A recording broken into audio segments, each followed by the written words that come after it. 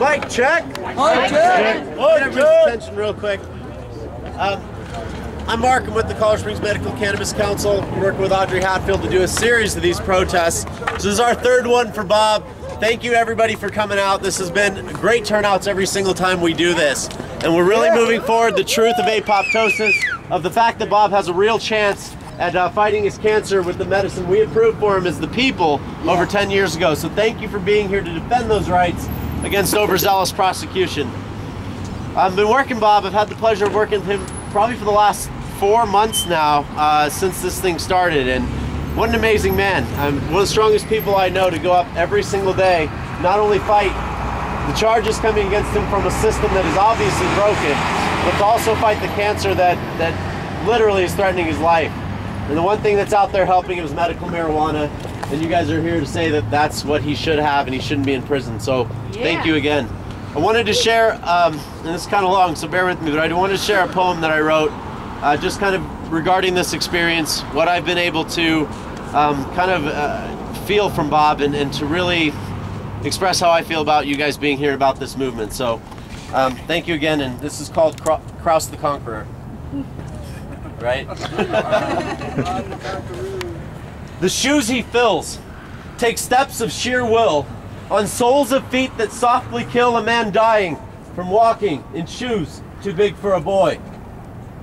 A man defined in mind toward a Christian Christ bleeding from his insides to empower his body but breaking, even more than bread, in remembrance and salvation of his life. I drank the wine to intoxicate my being into being more Christ-like. Suffering tempers spirit. This man, you see, could be like you or me if we could aspire to be privateers of industry and makers of merriment well past the age of 40. But he faces a greater threat than you or I. Like the future rides on his shoulders to see the sun rise after a nighttime, despite him walking west toward a beautiful sunset, cradling his life to his chest. His name is Robert Crouse.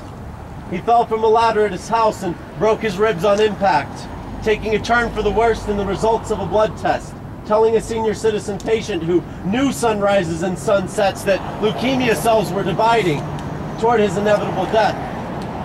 While most would cower in fear, Bob knew his Lord was near and channeled an inner strength. Some came by devoted faith, most in his cannabis oil concentrate. An alarm clock wakes his day, and he looks within for pain from the previous day's walking toward an inevitable grave. Now imagine tuning into your own body and always plucking the wrong chord, never abandoning the constant tuning lest the song stops playing. Take the medicines. Bob used to find dying easy, but then he found relief in a plant offering a cure beyond stigmatized belief.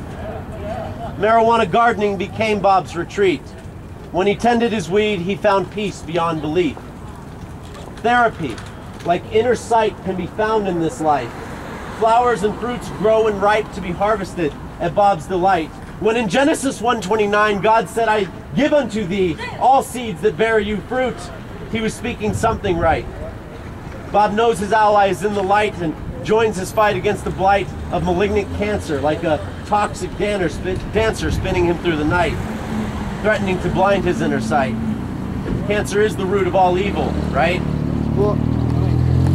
So Bob fought for 2 years, making his concentrated tears, like rising from the ashes and catching life on fire.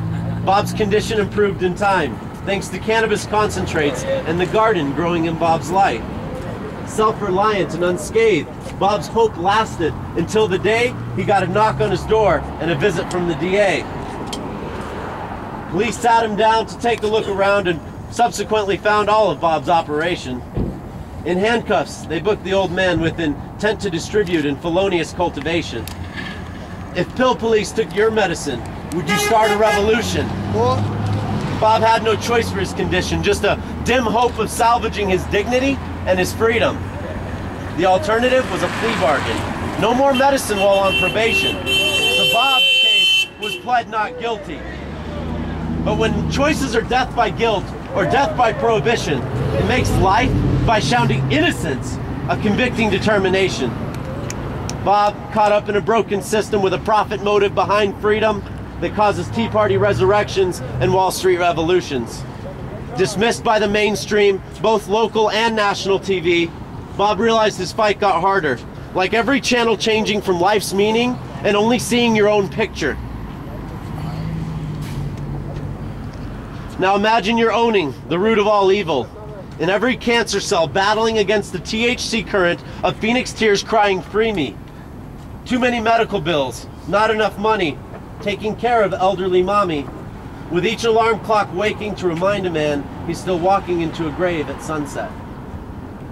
But through science and understanding, we've made a better reality than what the majority pretend not to see. And the medical marijuana movement is growing like every grow house has single-handedly brought the rise of economy, sowing jobs and fertilizing the natural growth of our existence.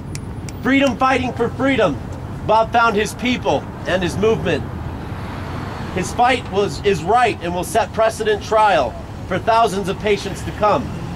But this is like trying to fit freedom between life and death. What would you do? Try on your own shoes, see how well they fit? When you think of it, we have a system beyond reform and changing the channel to another news station not covering Bob's plight. This is like watching a fight between the nomadic tribes and the imposing empire. Can we just sit on the sidelines? But this man, Bob, yeah, what about him? Once in harmony with fingers of light and fire, Bob plays his song louder and brighter than anyone. So he can't leave just yet. There's plenty of time to take more steps in better directions toward new sunrises, with people still believing that the grave isn't calling, more like a pitfall just waiting for the wrong steps that starts the falling and the desperate crawling, fingernails muddy, some thinking we can escape it. Bob will fall gracefully if he ever treads heavily. But loving and lighting, he makes positivity, despite leukemia cells swimming alongside passion in his bloodstream. So don't cry when he's gone, just help while he's here. Get out to the streets, revolt for health or peace, carry a banner for Bob and help him get back his relief.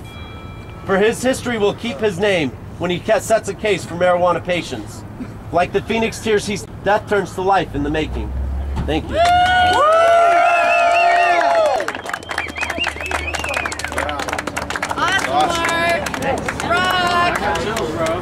That's good. I did, really, like in the beginning. Baby steps. Baby steps. Baby steps. Hey, Bobby.